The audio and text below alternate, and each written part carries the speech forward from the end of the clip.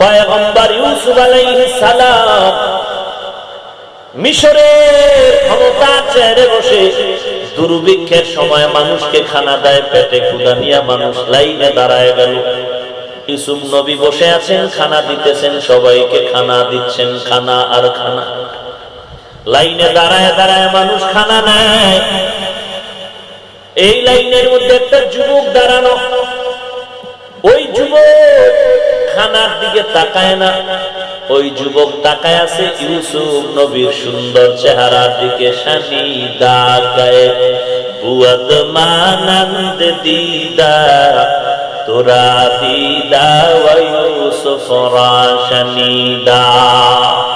ইউসুফ আলাইহিস সালামকে আল্লাহ কেমন সৌন্দর্য দান করেছে। অন্ধকার পথে যদি ইউসুফ নবী চলতেন, তার চেহারা মোবারকের আলোতে অন্ধকার পথ আলো হয়ে যেত। শনিদা গায়ে হুয়া তুমানন্দ দিদা তোরা দিদা ওয়া ইউসুফ রাশনিদা। ওই ইউসুফ নবী তাকায় দেখেন, ইউসুফ নবীর চেহারা দিয়ে তাকাইলে পেটের ক্ষুধা নিবারণ হয়ে যায়। সবাই লাইনে দাঁড়ায়া পাত্রের মধ্যে খানা নেয়, বন্টন করে দেয়। ইউসুফ নবী পার্শ্বে বসে আছেন, রাজসিংহাসনে বসা, কর্মচারীরা খানা দিচ্ছেন। ওই যুবক ছেলেটা লাইনের শুরু থেকে ইউসুফ নবীর দিকে নজর। কিনারায় যখন এসে গেল, সিরিয়ালে নামটা ঘোষণা হয়ে গেল। যুবক তোমার পাত্র কই? যুবক বলে কেন খানা নিবা না? যুবক বলে আমি খানা নেওয়ার জন্য আমার মূল মাকসাদ নিয়ে আসি নাই, তো এখানে এত দীর্ঘ লাইনে দাঁড়ায় কষ্ট করলা কেন? খানার জন্য বলে না না, আমার মূল মাকসাদ হলো ইউসুফ নবীর সাথে আমি একটু কথা বলতে চাই।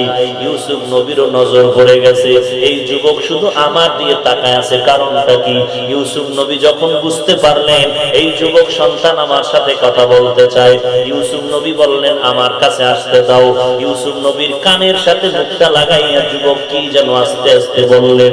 সবাই তাকাইয়া আছে, এতগুলো লাইনে মানুষের মধ্যে ইউসুফ নবী তার সাথে এই বান্দা কথা বলতেছে, আর কেউ চান্স পেল না। কারণটা কি? হঠাৎ সবাই তাকায় দেখতেছে ওই যুবক আল্লাহর বান্দা ইউসুফ নবীর কানে কথা বলা মাত্র ইউসুফ নবীর দু চোখ বেয়ে অঝোর দ্বারায় পানি পড়া শুরু হয়ে গেল।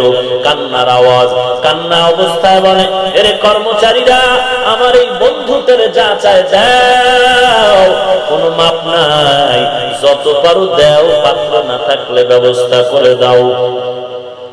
সবাই কিন্তু দিতেছে, কিন্তু প্রশ্ন অন্তরে ব্যাপার আল্লাহ জানায় দেয় ইউসুফ বিষয়টা খোলা মেলা বলে দাও, না হয় তোমার উপরে অনেকের খারাপ ধারণা চলে আসবে। ইউসুফ নবী সবাইরে সতর্ক করে বললেন, সবাই শুনে নাও, সজাগ হয়ে শুনো। এই ছেলেটা আমার কানের সাথে এমন একটা কথা বলল, বলা মাত্র আমার দিলটা নরম হয়ে গেল। কারণটা কি? তোমরা জানো আমি মিশরের অর্থমন্ত্রীর দায়িত্ব পালন করি আমি ইউসুফ, কিন্তু তোমরা জানো না আমি ইউসুফ কোথা থেকে কোথায় চলে আসছি। আমার মা নাই, আমি বাবা হারা সন্তান। বহুদিন ধরে আমার কপালে বাবার চেহারার দর্শন নাই। আমার ভাই, আমার 10টা ভাই, আমি দুনিয়াতে আসার 1 বছর পরে আমার মায়ের ইন্তেকাল হয়ে যায়। আমি একা, আমার বাবা ইয়াকুব শিশু বেলায় আমার বাবা আমাকে কাছে রাখতেন আর মোহাব্বত করতেন।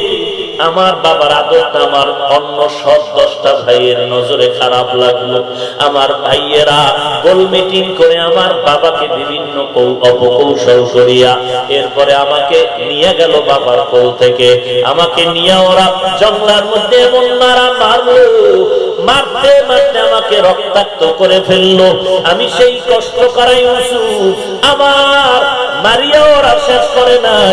আমার গায়ের জামাটা খোলার পর ওই ভাইয়েরা আমার হাতে পায়ে রশি লাগাইয়া জঙ্গলার অন্ধকার কূপের মধ্যে যখন ফেলে দিতে চায়, আমার 10 ভাইয়ের মধ্যে বড় ভাইয়ের নাম ইহুদা। ওই ইহুদা আমার বড় ভাই, এর দিকে তাকায় দেখি শুধু এই বড় ভাইটা আমার দিকে মায়ার নজরে তাকায়, আর 9টা ভাই আমাকে মারে, একজনে মারা শেষ হলে আর একজনে মারে, আর বলে এখন তোরে মারতেছি তোর কোন বাবায় ফিরাবে। দেখ আমি কান্না করে বলতেছিলাম, ভাই আমি তো তোমাদের সাথে কোনো অন্যায় করি নাই, আমাকে যখন অন্ধকার করে ফালাবে, যেই কূপের মধ্যে কোনো আলোর ব্যবস্থা নাই, যেই কূপের মধ্যে কাটা পানি, ময়লা পানি, আমার বড় ভাই মায়ার নজরে তাকায়, কিন্তু 9টা ভাইয়ের কারণে কিছু বলতেও পারে না। আমার ভাইয়েরা আমার গায়ের জামা খুলিয়া আমার হাতে পায়ে রশি লাগাইয়া যখন লম্বা রশি বান্ধিয়া ওই কূপের মধ্যে ফেলতেছিল, আমি তখন কান্নার আওয়াজ, আমার বাবা আল্লাহর কাছে তখন দোয়া করতেছিল, আল্লাহ আমি তো বহু আগে স্বপ্ন দেখছি আমার ইউসুফের 10টা বাগে খাইতে আছে, আমার পোলারা আমার ছেলেরা বোধহয় ইউসুফের বিপদে ফেলবে আর কিছুই করবে না। ও আল্লাহ তুমি কুদরতের সাহায্যের দরজা খুলে দাও। ওই এলাকার মানুষ যখন আমার ভাই রশি দিয়ে বেঁধে কূপের মধ্যে ফেলতেছে, আমি আল্লাহর দিকে নজর করলাম, ও আল্লাহ তুমি ছাড়া আমার এখন আর সাহায্যকারী কেউ নাই। কিছু দূর পড়ার পরে ওরা উপর দিয়া রশিটা কেটে দিল, নিচে ময়লা পানি, সাপ বিচ্ছু থাকার গর্ত, কাঁটাযুক্ত জায়গা, ময়লা, অন্ধকার। আমার আল্লাহর কুদরত আমি তখন তাকায়া দেখলাম, হঠাৎ করে দেখলাম ওই কূপের মধ্যে জিবরাইল আমিন হাজির হয়ে গেল। ওই জিবরাইল আমিন আইসা ময়লা পানি যেন আমি ইউসুফের গায়ে না লাগে একটা জান্নাতি পাথর আমার পায়ের নিচে দিয়া দিল। আমি পাথরের উপরে দাঁড়ায় গেলাম। এখন তো আমার চিৎকারের আওয়াজ কেউ শুনে না, এদিকে আমার মা নাই, আমি বড় অসহায়। ওই যে বড় ভাই হুদা ফাঁকে ফাঁকে আইসা একটু আমার খোঁজ খবর নেয়, মাঝে মাঝে নাস্তাও দেয়। যেদিন একদল ব্যবসায়ীরা আমাকে পানি নেওয়ার জন্য কূপে পাত্র ফেললো, আমিও তাকে ধরে রাখলাম। উপরে উঠাইয়া দেখে এমন সুন্দর একটা সন্তান ওরা নিয়ে যাবে। আমার ভাইয়েরা খবর পাইয়া আমার কাছে আইসা টাকায় বিক্রি করলো, অল্প টাকায় বিক্রি করলো, করার পরে বলল এই ভাইটারে ভালো করে বাদিয়া পালায় যাওয়ার ভয় আছে। এরে নবীর উম্মত জানো আমি কোন ইউসুফ?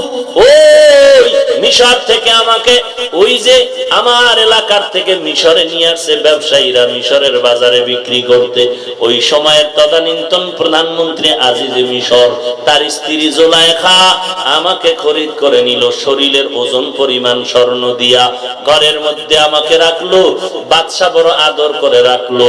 আমার চেহারার উপর আকৃষ্ট হইয়া জুলাইখা অপকর্মের জন্য তালাবদ্ধ করে ফেললো। ওই সময় আমি নিরুপায়, আমার সাহায্যকারী কেউ নাই। আমি আল্লাহর দরবারে সাহায্য কামনা করলাম। আল্লাহ তাআলা আমার জন্য সাহায্যের দরজা খুলে দিলেন। আমি যখন দরজায় ধাক্কা দিলাম, দরজার তালাগুলো সব খুলে গেল। নিচে নাইমা দেখি জুলাইখার স্বামী আমার সামনে দাঁড়ানো। ডাক দিয়া বলে, ইউসুফ ব্যাপারটা কি? আমি জবানটা বন্ধ করে ফেললাম। পেছন থেকে জুলাইখা বলে, তোমার মালিকের সাথে অন্যায় করেছে, তার জন্য মারাত্মক শাস্তি হওয়া দরকার, জেলখানায় নেওয়া দরকার। খামোখা আমার উপরে তোহমত দিয়া এই জুলাইখা আমারে জেলখানায় নিল। জেলখানায় যাওয়ার পরে ওখানে লম্বা ইতিহাস ঘটে গেল। বাদশা স্বপ্ন দেখছি 7 বছর 7টা গাভী দেখলো, অন্য 7টা গাভী রেখে ফেলে। এই স্বপ্নের ব্যাখ্যার জন্য কেউ পারলো না। জেলখানায় ওই বাদশার 2 গোলাম ছিল আসামি। ওরা যখন জানতে পারলো আমি স্বপ্নের ব্যাখ্যা ভালো দিতে পারি, বাদশার কাছে খবর দিল। বাদশা আমাকে নিয়ে গেল ব্যাখ্যা দেওয়ার জন্য। আমি বললাম, বাদশা ব্যাখ্যা দিব না যতক্ষণ পর্যন্ত লোক সমাজে বলবা না যে দোষীকে জুলাইখা না ইউসুফ এটা প্রকাশ না করবা। বাদশা যখন ঘোষণা করলো আসলেই জুলাইখা দোষী, ইউসুফের দোষ নাই, এরপরে আমাকে সম্মানের মন্ত্রী বানায় দিল। আমি ওই জায়গা থেকে উঠে আসলাম যখন জুলাইখার স্বামী ওই ঘরের দরজা সিঁড়ির নিচে আটকায় দিল। আটকায় বলছিল, ইউসুফ তুমি দোষী না, জুলাইখা দোষী। আমি তখন বললাম আমার কোনো দোষ নাই, আপনার স্ত্রী আমাকে ঘরের মধ্যে আটকায় দিয়েছিল, তালাবদ্ধ করছিল। তখন আপনি জুলাইখার স্বামী বলেছিল, ইউসুফ তুমি যে সত্য কথা বলছো তার পক্ষে সাক্ষী পেশ করো। ওই সময় আমি চতুর্দিকে তাকায় দেখলাম আমার কোনো সাক্ষী দেওয়ার কেউ নাই। একজন আল্লাহর বান্দি দুধের বাচ্চা নিয়ে যখন যাইতেছিল কিনারা দিয়া, আল্লাহ আমাকে জবাব অন্তরে ঢেলে দিলেন। আমি তখন বাচ্চাটার দিকে ইশারা করে বললাম, ওরে বাচ্চা, যদি তুমি আমার পক্ষে সাক্ষী চাও, ওই দুধের বাচ্চা হলো আমার সাক্ষী। জুলাইখার স্বামী বলে, বাচ্চা কি কথা বলতে পারে না? ইউসুফ নবী বললেন, তুমি জিজ্ঞাসা করো কথা বলার শক্তি দান করবেন কে? একমাত্র আল্লাহ। যখন বাচ্চাটার দিয়ে ইশারা করলেন, বাচ্চার জবান খুলে গেল। বাচ্চাটা ডাক দিয়ে কয়, বাদশা তুমি আমার কথাটার সন্দেহ করতে পারো, আমি যদি বলতে পারি ইউসুফ নির্দোষ, জুলাইখা দোষী, এটার মধ্যে তুমি সন্দেহ করতে পারো। কোনো সন্দেহের দরকার নাই, আমি একটা তোমার স্কেল দিয়া দেই, স্কেলটা দিয়া মাপ দিয়া দেখো জুলাইখার দোষ নাকি ইউসুফের দোষ। স্কেল হলো ইউসুফ নবীর গায়ের পরিহিত জামাটা, ওই জামার সামন দিক দিয়া যদি ছিদ্র হয় ইউসুফ নবীর দোষ, পেছন দিক দিয়া ছিদ্র হলে জুলাইখার দোষ। জুলাইখার দোষ যদি প্রমাণ হয় বিচার জুলাইখার করো। জামাটার দিকে বাদশা তাকায় দেখে পেছন দিক দিয়া ছেঁড়া। এইবার জুলাইখার স্বামী বুঝতে বাকি নাই জুলাইখাই এই আকামগুলো করতেছিল। জুলাইখারে ধমক দিয়া কয়, তোরা বড় খারাপ। আর ইউসুফরে ডাক দিয়া কয়, আরিজ আন হাযা, এই বিষয় ইউসুফ তুমি চুপ থাকো, কারো কাছে কিছু বলবা না। এখন বাদশার ইজ্জত বাঁচানোর জন্য আমাকে নির্দোষ হওয়ার পরও জেলখানায় ঢুকায় রাখলো। ওই দিন আমার নির্দোষের সাক্ষী যেই বাচ্চাটা দিল, এই বন্ধুটা আমার কত আপন বন্ধু। ওই দিনের সেই বাচ্চা হলো আজকের এই যুবক সন্তান। ওই যুবক সেই দিনের বাচ্চা আমার বিরাট উপকার করেছিল। ওই দিন আমার ইজ্জতের গ্যারান্টি কার্ড এই বাচ্চাটা যখন দিল, ওই দিনের বন্ধুত্বটা আমি ভুলি নাই। আজকে তার বন্ধুত্বের প্রতিদান আমার দিতেই হবে। এই লোকটা আমার চরম বন্ধু, যা চায় তা দিয়া দাও, কোনো মাপজোক নাই। আল্লাহ তাআলা বলেন, ইয়া আইয়ুহাল্লাযীনা আমানুত্তাকুল্লাহ ওয়াল তানজুর নাফসুম মা কদ্দামাত লিগাদিন ওয়াত্তাকুল্লাহ ইন্নাল্লাহা খাবীরুম বিমা তা'মালুন। এরে আল্লাহর বান্দা, বাজারে গিয়া বান্দা তুমি যা কিনবা, ঘরের মধ্যে খানার সময় তুমি তা পাইবা। বাজার থেকে যদি ইলিশ মাছ কিনে ঘরে দাও, খানার সময় ইলিশ মাছ পাইবা। দুনিয়া নামক বাজারে তুমি যা কিনবা, কবরে গেলে তাই তুমি পাইবা। আল্লাহর নবী বলেন, ওই কবরে যদি তুমি কিছু নিতে চাও, চারটা জিনিস নিয়ে কবর দেশে রওনা হও। ক্বালান নবিয়্যু সাল্লাল্লাহু আলাইহি ওয়া আলিহি ওয়াসাল্লাম, ইযা উযিআল মাইয়িতু ফি কবরিহি জাআল কুরআনু ইনদা রাসিহি ওয়াস সালাতু আন ইয়ামিনি ওয়াস সিয়ামু আন শিমালি ওয়া সাইরুল হাসানাতি ইনদা রিজলাই। মানুষ দাফন করার পরে যখন সবাই চলে যায়, দুইজন ফেরেশতা কবরে ঢুকে আল্লাহর পক্ষ থেকে প্রশ্ন করার জন্য মাথার কিনারায় যখন আসে, বলে আসবা না, কে তুমি নিষেধ করলা? বলে এই বান্দার বন্ধু হলাম কোরআন। ফেরেশতারা ঘুরে ডান কিনারা যায়, বলে আসবা না, কে তুমি? বলে আমি নামাজ। ফেরেশতারা বাম কিনারায় যায় বলে আসবা না, কে তুমি বলে রোজা। ফেরেশতারা পায়ের কিনারায় যায় বলে আসবা না, কে নিষেধ করো বলে যাবতীয় নেক আমল, মেসওয়াকের আমল, দস্তারখানের আমল, পাগড়ির আমল, যাবতীয় নেক আমল, টুপির আমল।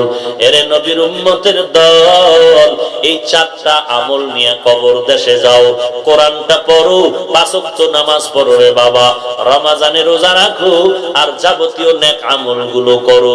এবং এই আমল নিয়ে যদি মজবুত হয়, তুমি শয়তানের মোকাবেলায় টিকে থাকতে চাও, আমলওয়ালা আল্লাহর বান্দার বন্ধু হয়ে যাও। ওলামায়ে কেরামের সাথে বন্ধুত্ব তৈরি করে চলো। জীবনটা হেলায় খেলায় খুয়ায় দিলা, সময় কিন্তু বাকি নাই। জীবনে একবারও কি তাকায় দেখছো যে মুরব্বী যারা লাঠি ছাড়া চলতে পারে না, এদের দিকে তাকায় দেখো। আজকে তুমি যৌবনের তাড়নায় কত লাভ দাও, চিৎকার দাও। তোমার আব্বা তোমার দাদাও কিন্তু এক সময় যৌবন নিয়ে চিৎকার দিত, পানি ভাত আর মরিচ দিয়া খাইয়া যেই লাভ দিত, এখন কোরমা পোলাও বিরিয়ানি খেয়েও সেই লাভ দিতে আর পারে না।